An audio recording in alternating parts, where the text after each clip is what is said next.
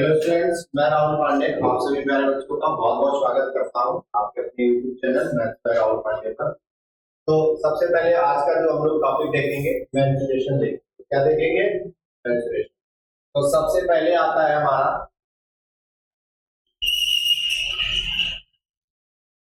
वर्ग। क्या आ गया? वर्ग यानी स्क्वायर। देखिए जो वर्ग होता है क्या होता है? ऐसी आकृति जिसकी चारों भुजाएं बराबर हो। मतलब ये A1 हो गया और ये A1 है और ये A1। ठीक है, तो बात यहाँ पे आ गई कि भुजा हमारी हो गई कितनी? बोलो।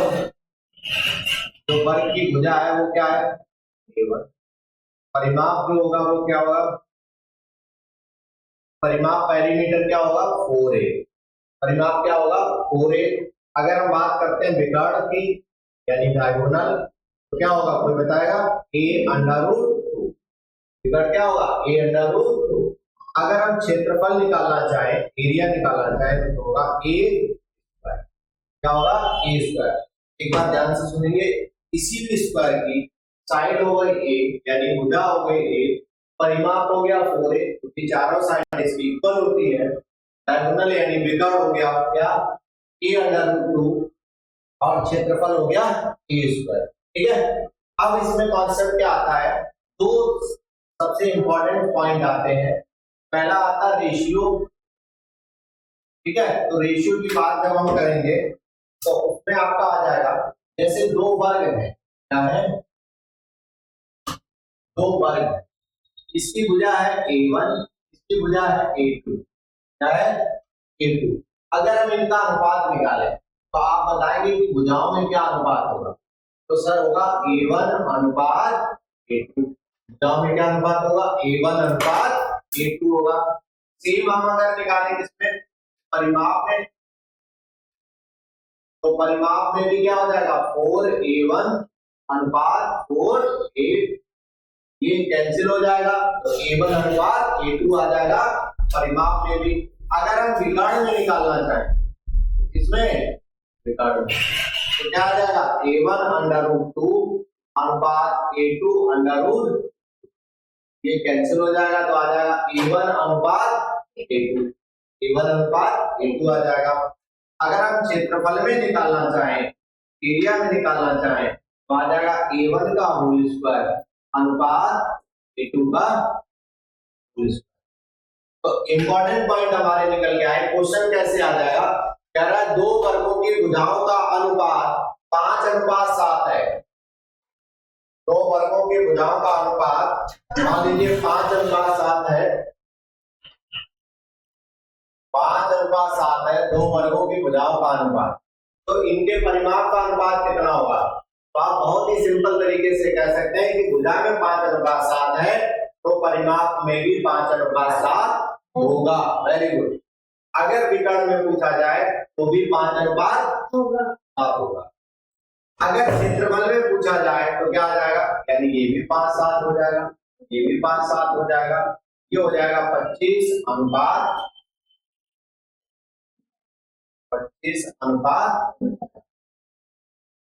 ठीक है, इसमें और इंपॉर्टेंट पॉइंट क्या निकल के आता है?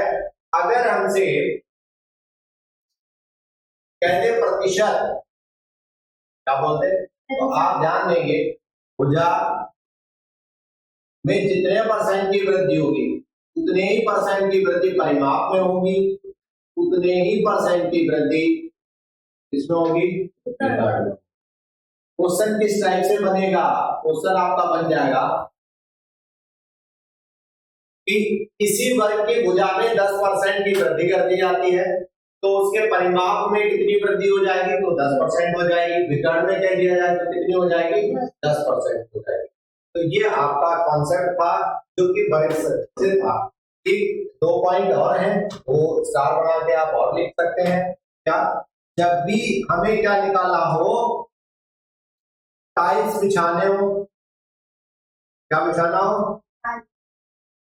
टाइल्स बिछाना हो, ठीक है, और पैदावार जैसे कितना गेहूं चावल गांव में जैसे कितने पैदावार पूछा जाए इत्यादि, इस पर निर्भर करेंगे। बताएं ये कैसे पता चलेगा कि कितने क्या पैदावार हो रही इत्यादि क्षेत्रफल पर निर्भर करेंगे। किस पर निर्भर करेंगे?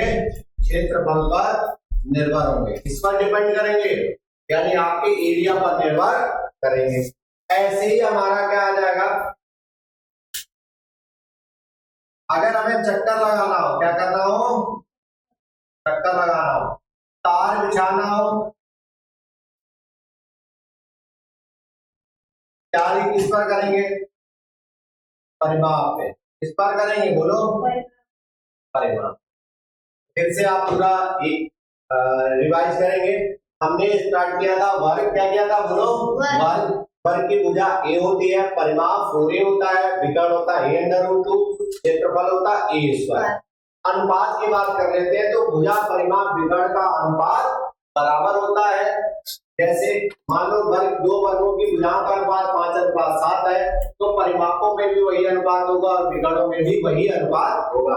अगर इसके कॉन्सेप्ट की बात करते हैं, पत्थर बिछाना, टाइल्स लगाना, कुछ भी करना हो तो क्षेत्रफल पर निर्भर करेगा। बात समझ आ गई? चलते हैं हम अपने अगले क्वेश्चन की ओर। तो अभी आपका वर्ग हो गया, इसी से मिलता जुलता आता है घन। क्या आता है? क्या? घन क्या होता है? कई सारे वर्गों को अगर हम एक साथ इकट्ठा कर ले तो जो आकृति हमको दिखेगी वो कैसी दिखेगी? देखिए कुछ टाइप की आकृति आप घन बन जाएगा, ठीक है।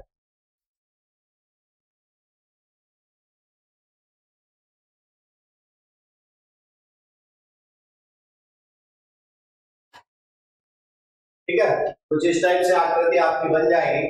मान लीजिए इसकी भुजा ए है। क्या है? इसकी भुजा ए है। तो घन की जो हमने भुजा निकाली वो ए है।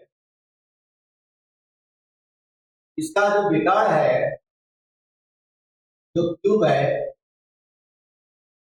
इसका जो डायगोनल होता है a√3 हो गया।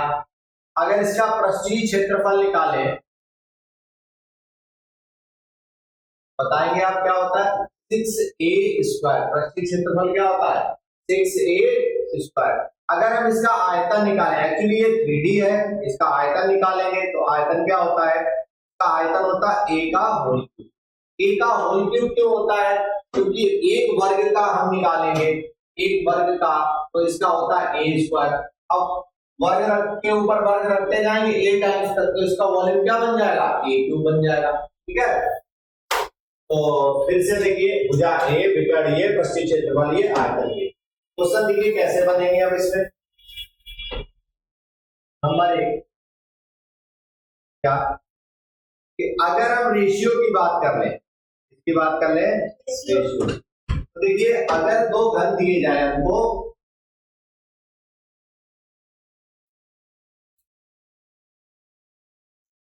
और इनकी भुजाएं दे दी जाए, ये a1 है और ये a2 है, तो भुजा का अनुपात कितना आया? बोलो।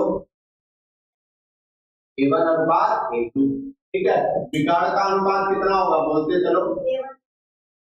a1/√3 अनुपात a2/√3। अनुपात में तो √3 कैंसिल हो जाएगा, मतलब a1 और a2 हो जाएगा।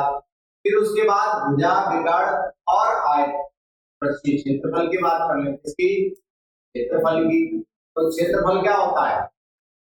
6a1 स्क्वायर अनुपात 6a2। 6 से 6 कैंसिल हो जाएगा, a1 स्क्वायर और a2 स्क्वायर हो जाएगा। ठीक है, उसके बाद हम निकालना चाहते हैं आयतन। तो ये आयतन होता है a1 का होल क्यूब अनुपात a2 का।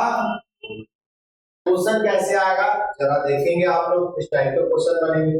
कह रहा है दो घनों की भुजाओं का अनुपात 4:3 है। दो घनों की भुजाओं का अनुपात 4:3 है बच्चे, तो उसके विकर्ण का अनुपात कितना होगा? तो विकर्ण का अनुपात क्या हो जाएगा? बोलो। तो बोला सर 4:3 हो जाएगा, बिल्कुल सही है। ठीक है, अगर ये पूछता है क्षेत्रफल का अनुपात कितना होगा, तो क्षेत्रफल का क्या होता है? जो साइड है उनका स्क्वायर कर देंगे, तो इसका स्क्वायर कर देंगे, क्या आएगा? 16:9 हो जाएगा। क्वेश्चन की लैंग्वेज क्या थी? दो वर्गों की भुजाओं में 4:3 का अनुपात है, तो उनके क्षेत्रफलों में अनुपात कितना होगा? कितना हो जाएगा? 4 का वर्ग कितना हुआ? 16। 3 का वर्ग कितना हुआ? 9। अगर आयतन पूछ रहा है 4 का वर्ग क्यूब, सॉरी 64 और इसी सवाल की लैंग्वेज चेंज कर दे, जैसे कह दे दो घनों के आयतनों का अनुपात 64:27 है, तो उनकी भुजाओं का अनुपात बताओ। तो इन दोनों का घनमूल निकाल देंगे हम लोग, तो क्या मिल जाएगा, ठीक है।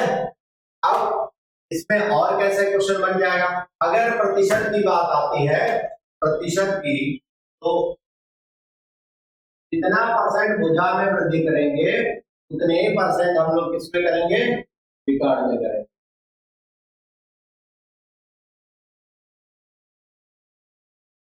ठीक है, इसके लिए क्षेत्रफल के हम 2 बार चेन सिस्टम से लगाएंगे इसको, आयतन के लिए हम लोग 3 बार चेन सिस्टम लगा देंगे। ठीक है, तो ये हमारा क्या था, घन था। घन में और एक क्वेश्चन बन जाता है कि घन में घन को हम पिघलाकर कोई दूसरी आकृति में बनाते हैं, वो हम लोग अगली क्लास में देखेंगे। इतना आपको समझ आया, चलते हैं नेक्स्ट क्वेश्चन, नेक्स्ट टॉपिक की ओर। उसके बाद हमारा आ जाता है व्रत। क्या आ जाता है, व्रत। आप सब जानते होंगे व्रत। देखिए, जब भी सर्कल की बात आती है कुछ इस तरीके की इमेज दिमाग में बनती है।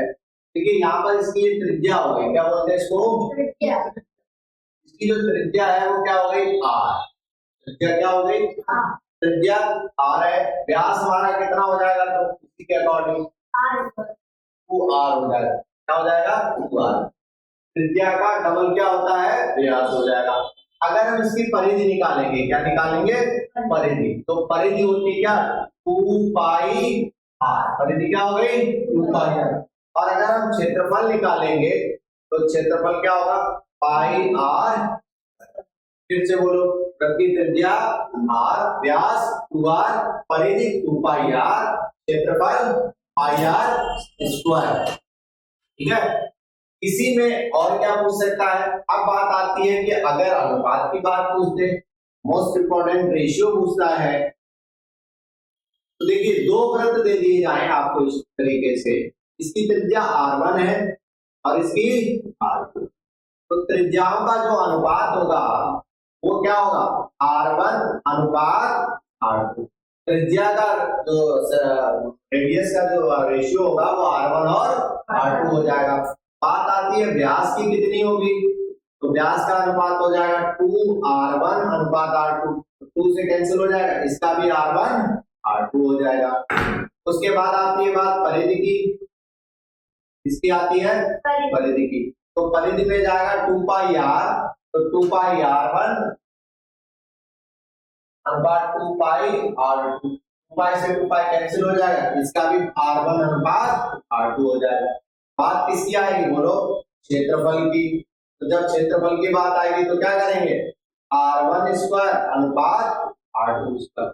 एक बार माइंड में सेट कर लो, त्रिज्या का अनुपात r1 किसका किसका बराबर होता है, त्रिज्या व्यास परिधि, बोलो, त्रिज्या व्यास परिधि, इन तीनों का बराबर होता है। क्षेत्रफल के लिए स्क्वायर कर देंगे।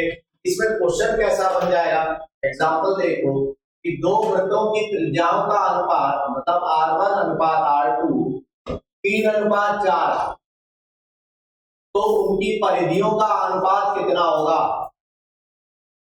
क्वेश्चन क्या आया, 2 वृत्तों की त्रिज्याओं का अनुपात 3:4 है, तो उनकी परिधियों का अंतर क्या होगा, इसका आंसर बताओ। 3:4 हो जाएगा, क्योंकि आप पढ़ चुके हो क्या, जो त्रिज्या में होता है वही व्यास में होता है और वही परिधि में होता है। ठीक है, इसी में अगर प्रतिशत दे दिया जाए, क्या दे दिया जाए, प्रतिशत दे दिया जाए, तो प्रतिशत में भी फंडा आपका सेम रहेगा। क्या प्रतिशत में क्या फंडा सेम रहेगा, त्रिज्या व्यास और परिधि, इनमें सेम परसेंटेज में डिफरेंस होगा, मतलब इंक्रीमेंट या जो भी कह रहा है, जैसे एक वृत्त की त्रिज्या 10% बढ़ा दी जाए, क्या कर दी जाए, एक वृत्त की त्रिज्या, एग्जांपल समझ लो, एक वृत्त की त्रिज्या 10% की वृद्धि कर दी जाए तो उसकी परिधि में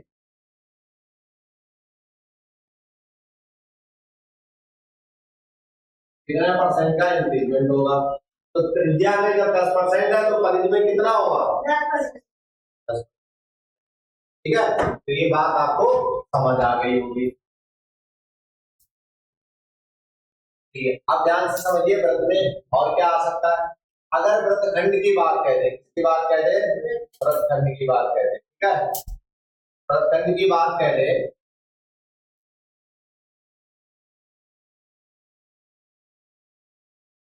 जैसे ये वृत्त दिया है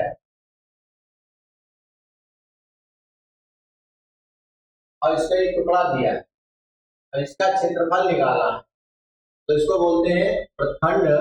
इसका होता है थीटा बटे 360 पाई आर स्क्वायर।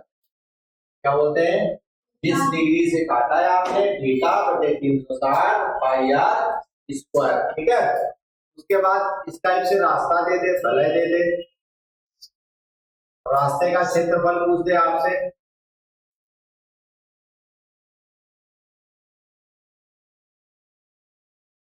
तो इसके लिए पहले ये जैसे मैच देखते हो ना, तो 4 रंग की बाउंड्री होती है, इधर इस तरफ और इस साइड, 2 बल लगता है ना जी।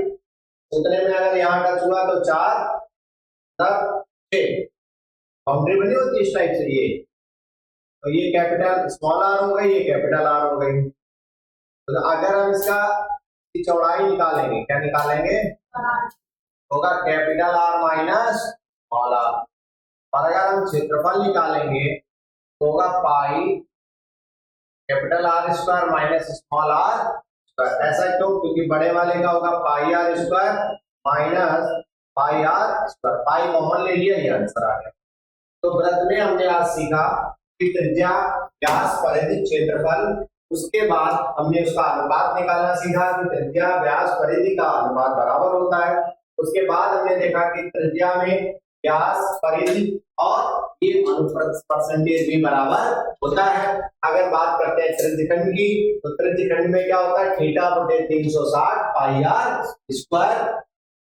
अगर कोई रास्ता दिया है, रोलर दिया है, स्कूलो एंड डिस्कूलो कंपनी का, वो नहीं मूवी में कहता है खट्टा मीठा रोड रोलर, है ना। तो इस टाइप का भी अगर कोई रास्ता बन रहा है, पहिया बन रहा है, तो उससे चौड़ाई निकालेंगे आर माइनस आर, इधर क्षेत्रफल pi R square minus R square. बात ये आती है कि कोई भी वृत्ताकार पहिया, समझ रहे हो भैया क्या, कि कोई भी वृत्ताकार पहिया एक चक्कर में अपनी परिधि के बराबर दूरी तय करेगा। कोई वृत्ताकार पहिया एक चक्कर में अपनी परिधि के बराबर दूरी तय करेगा। बात समझ आ गई। तो ये अभी हमने समझा था क्या, वृत्त। अब चलते हैं अगले कंसेप्ट की ओर।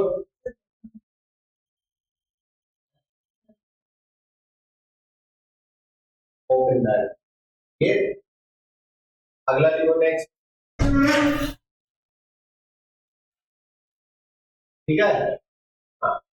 अगला देखिए, अभी हमने वृत्त देखा था, जो हो गया। अभी आ जाएंगे किस पे,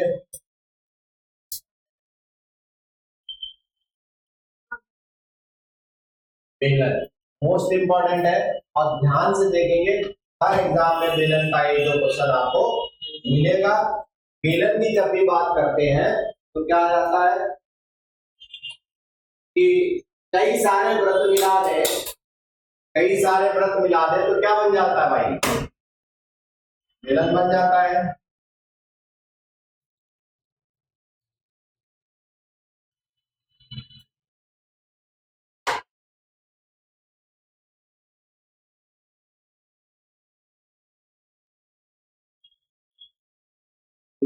अगर हम यहाँ पे निकालेंगे तो ये इसकी हो गई त्रिज्या आर, इसकी ऊंचाई हो गई है, ठीक है, ठीक है, आर त्रिज्या की हो गई ऊंचाई बेलन की। अब बेलन बनता कैसे है पहले से, बेलन बनता है वृत्तों को इकट्ठा कर ले, वृत्त के ऊपर लेयर लगाते जाएंगे, लास्ट में क्या बन जाएगा, बेलन बन जाएगा। तो अगर हम एक वृत्त का निकालेंगे तो क्या होगा, पाई आर पर, तो बेलन का जो आयतन हो गया, सबसे पहले ये बताओ बेलन का आयतन क्या होगा, पाई आर स्क्वायर, बेलन का आयतन क्या होगा, पाई आर स्क्वायर एच, ठीक। उसके बाद आ जाओ बेलन का वक्रपृष्ठ, क्या वक्रपृष्ठ, तो बेलन का वक्रपृष्ठ क्या होता है, उसकी सतह को कवर करना यानी ढकना। तो अगर हम वृत्त को कवर करेंगे तो वृत्त की परिधि क्या होगी, 2 पाई आर, क्या हो जाएगा 2 पाई आर, ये वृत्त की है तो 2 पाई आर एच ऊंचाई तक कवर करेंगे तो क्या बन जाएगा, 2 पाई आर एच। बताओ बेलन का आयतन पाई आर स्क्वायर एच, बेलन का वक्रपृष्ठ 2 पाई आर एच। और वक्रपृष्ठ और यानी सरफेस एरिया और टोटल सरफेस एरिया में डिफरेंस ये होता है कि जिस सतह से हम रखते हैं, जैसे बेलनाकार है, ये ऊपरी सिरा और निचला सिरा अगर हटा दें तो इसका ये वक्रपृष्ठ हो जाएगा, ये दोनों इंक्लूड कर लेते हैं तो संपूर्ण पृष्ठ हो जाएगा।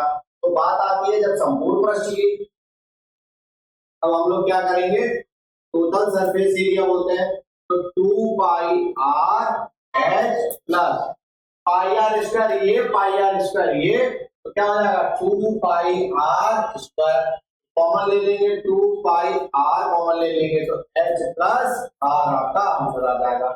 बेलन के 3 फार्मूले मोस्ट इंपॉर्टेंट है, पहला आयतन, आयतन ऐसे याद रखोगे पाई आर स्क्वायर एच, क्योंकि पाई आर स्क्वायर होता है वृत्त का, एच ऊंचाई तक ये हो गया, वक्रपृष्ठ 2 पाई आर एच, संपूर्ण पृष्ठ 2 पाई आर ब्रैकेट में एच प्लस आर, ठीक है। इसमें और क्वेश्चन जो बनता है आपका अनुपात का बनता है, अगर हमें 2 बेलन दिए जाए, क्या दिए जाए, 2 बेलन दिए जाए और उन बेलनों में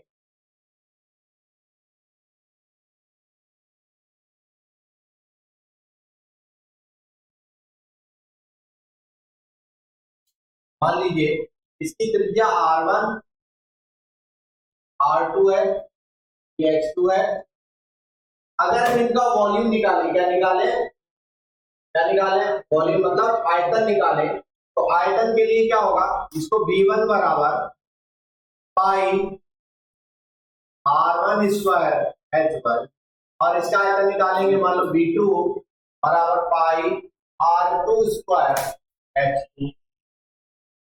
अब आयतनों का अनुपात पूछ देता है तो आपका आ जाएगा V1 बटे V2 बराबर pi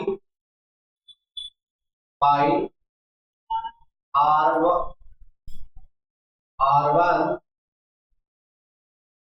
square H1 upon pi R2 square, pi से पाई कट जाएगा तो इसी को लिख सकते हैं क्या, R1 अपॉन R2 का whole square into H1 upon,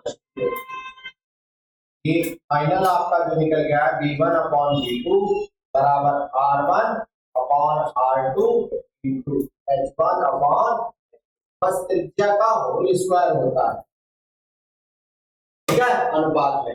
अगर इसी में हम इसका सरफेस एरिया निकालें S1 अपॉन S2, S का मतलब यहाँ पर वक्रपृष्ठ है, इंग्लिश में सरफेस एरिया कहते हैं, वक्रपृष्ठ अगर निकाल रहे हैं तो इसका होता है R1 upon R2 into H1 upon, ये बात आपको समझ आ गई होगी, ठीक है। तो ये हमने अभी पढ़ा था बेलन के बारे में, किस टाइप के क्वेश्चन आपके कॉन्सेप्ट बनेंगे, जो फार्मूले हैं आपको मेंसुरेशन के वो मैं आपको रिवाइज करा रहा हूँ, ठीक है भाई। चलते हैं अगले टॉपिक की ओर। अब जो है हम लोग देखेंगे समबाहु त्रिभुज, क्या देखेंगे, समबाहु त्रिभुज। तो समबाहु त्रिभुज में क्या है,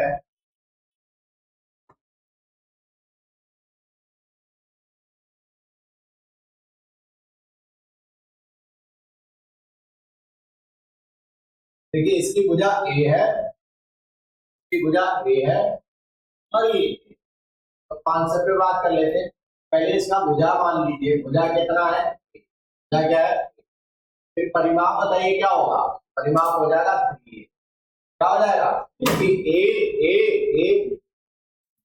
ठीक है, क्या हो गया 3a। इसकी ऊंचाई निकालेंगे हाइट, ये होती है √3/2, हाइट क्या होती है बोलो, √3/2a, ठीक है। ऐसा क्यों होता है, अगर आप कह दें कि सर ऊंचाई ऐसी क्यों होती है, तो देखिए सबसे पहले माध्यिका लंब डाला गया, ये दो भागों में बट जाएगा, a/2, ये हमारा a है, ये h है, पाइथागोरस प्रमेय लगा देंगे तो h का मान निकल आएगा। जिनको नहीं मालूम है वो समझ लो, h का स्क्वायर प्लस a/2 का होल स्क्वायर बराबर, इसका मतलब होता है कर्ण का स्क्वायर बराबर लंब का स्क्वायर प्लस आधार का स्क्वायर। कर्ण पर तो कर्ण का मतलब ये हो जाएगा आपका ये वाली साइड, ठीक है, हाइपोटेनस। ठीक, अब इसके बाद आ जाओ क्षेत्रफल की बात कर देता है। तो किसी भी वृत्त का, तो सॉरी किसी भी त्रिभुज का अगर हम क्षेत्रफल निकालें तो क्षेत्रफल होता है 1/2 आधार इंटू ऊंचाई। तो 1/2 आधार कितना है, ऊंचाई कितनी है, क्या हो गया बोलो, आधार आधार दिया था a, h दिया था √3/2a, ठीक ना। तो अभी क्या हो जाएगा √3/4a²। तो आप उसको ऐसे लर्न कर सकते हो √3/4a²।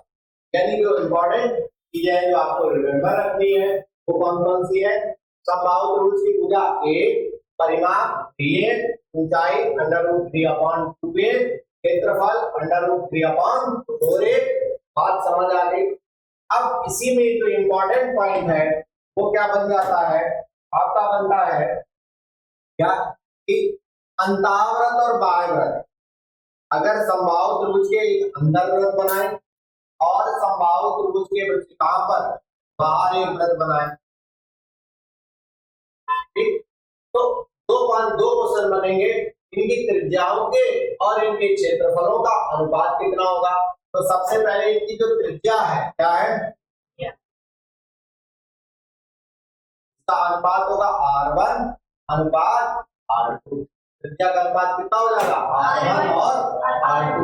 उसके बाद अगर हम त्रिज्या नहीं मालूम है, अब अगर इसको डायरेक्ट आप याद करोगे तो आप इसको लिख सकते हो 1/2। मतलब अंतःवृत्त की त्रिज्या जो है r1 का मान अगर 1 होगा तो बाह्य वृत्त की त्रिज्या कितनी होगी, 2 होगी। अगर ये 8 है तो ये क्या होगी, 16 हो जाएगी। ये रिलेशन होता है, कोई भी वैल्यू दी हो उससे आपको कोई मतलब नहीं है। अगर इसी में कहता है क्षेत्रफल का अनुपात कितना होगा तो 1/4। क्वेश्चन कैसे आएगा, एक समबाहु त्रिभुज की भुजा 8√3 सेंटीमीटर है तो इसके अंतःव्रत और बाह्यव्रत की त्रिज्याओं का अनुपात कितना होगा। आपको 8√3 का कोई यूज नहीं करना है, आप सीधे बोल देंगे 1/4। बात समझ आ गई होगी, ठीक है।